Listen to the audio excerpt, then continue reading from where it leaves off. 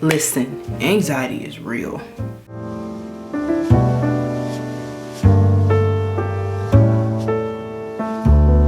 What's up, guys? Welcome to the club where everybody's welcome and anybody can join. If you are new to the club, welcome, and if you have been here, thank you for coming back. I really appreciate that you clicked on this video, and I hope you'll decide to join by subscribing and turning on that bell so that you get notified whenever we have more club meetings. Let's get into it. You guys know that I kind of pushed together December and January for my topic on mental health. So I do want to talk about anxiety. Now, I don't have any personal experience with anxiety. I don't suffer from anxiety, but I do have several friends that do. And so I wanted to make a video just talking about what anxiety is and how some of my friends deal with it. So I do want to start off with a couple of stats. So I have my handy dandy phone here, and I have all of my notes on here. So according to the Anxiety and Depression Association of America, for about 40 million adults just in the United States alone suffer from some type of anxiety disorder. But out of that 40 million, only 36.9% of people receive treatment. So I also want to give you a definition of what anxiety is, because a lot of people think it's just, oh, you're super nervous or you're worried too much. Like, no, it's a whole thing. So anxiety is defined as intense, excessive, and persistent worry and fear about everyday situations. Fast heart rate, rapid breathing, sweating, and feeling tired may occur. I have seen several people endure anxiety, deal with anxiety, and I have to say that I couldn't do it, because I'm one of those people who I plan a lot. So if I had anxiety, I wouldn't be able to function. I'm gonna tell you that right now. I could not function with anxiety. So I always am very sensitive when someone tells me that they have an anxiety disorder, or they deal with anxiety, or it's something they think they might be dealing with. I'm very sensitive to that because it's rough. If you are dealing with anxiety, or you think you might be dealing with anxiety, there are resources available to you to help you treat those anxiety symptoms so that you can continue to live the fullest life and cope with those feelings the best way that you can. I've seen people have anxiety in regard to their future, which is actually very normal. But in this case, it's an excessive amount of anxiety. They are worried about everything. And it affects certain people different ways. I know some of my friends, they are kind of tied to the bed. I've seen a couple people, they'll overplan. If they're concerned or worried about something, they will overplan it to compensate for the fact that they feel anxious and worried about a particular thing.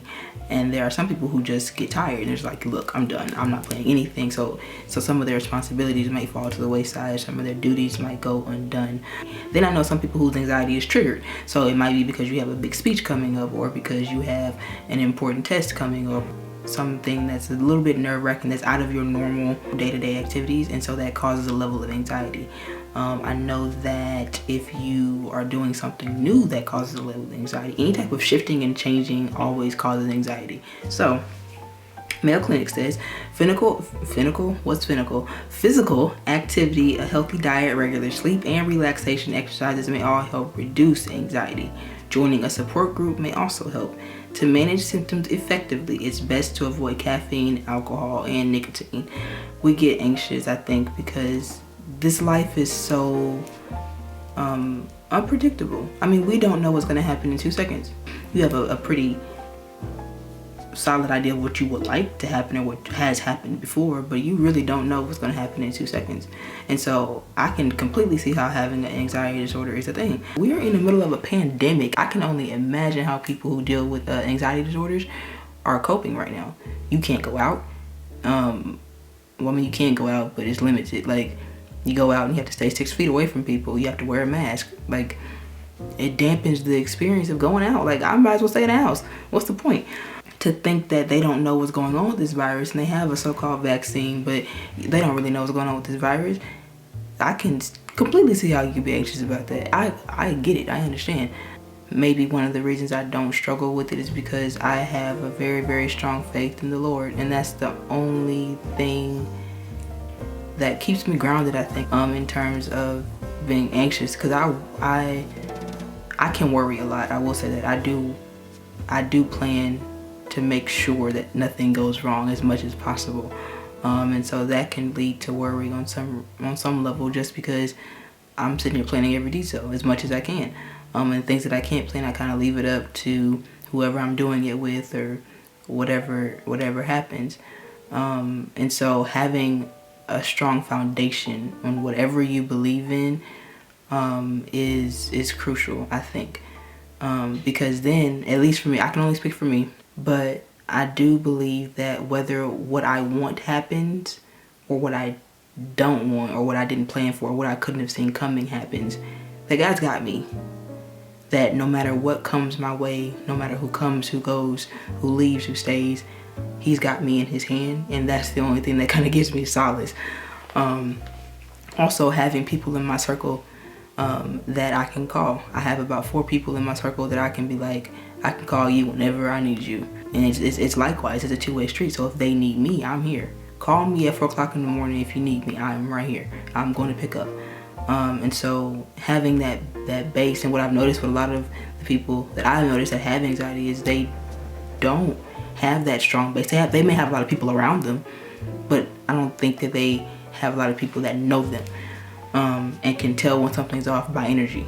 I did find this picture online about some things that people do just every day to deal with their anxiety, and notice that deep breathing and counting to 10 is not on here.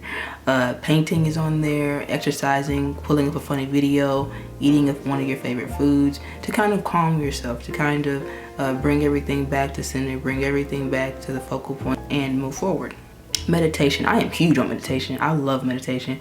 Sometimes I do it 5 minutes a day, sometimes I do it 10, sometimes I do it 15. It just depends on, how I'm feeling that day when I wake up.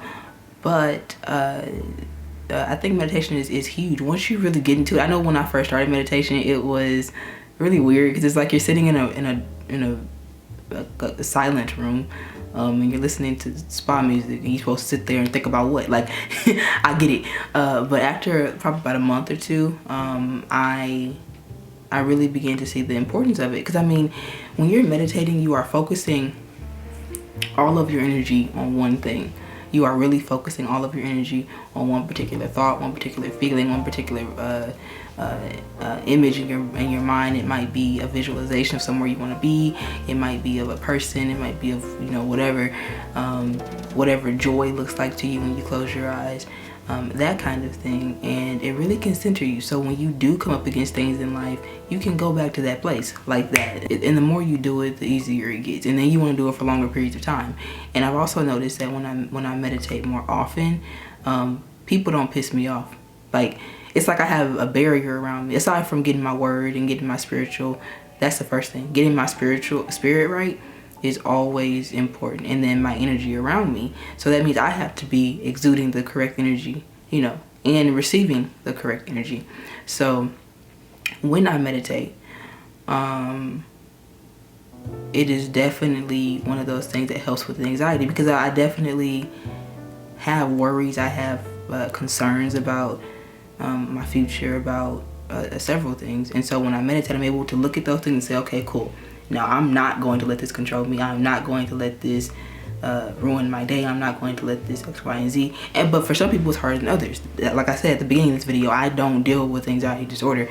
I just know anxiety on a normal level of just going through life. That's all for this video. Thank you so much for watching. If you enjoyed this video, do me a favor and let me know what you'd like to see from me next down in the comments. Don't forget to like, comment, subscribe, and turn on that bell so that you get notified whenever we have more meetings. Until next time, I love y'all. Stay safe out here. I'm out.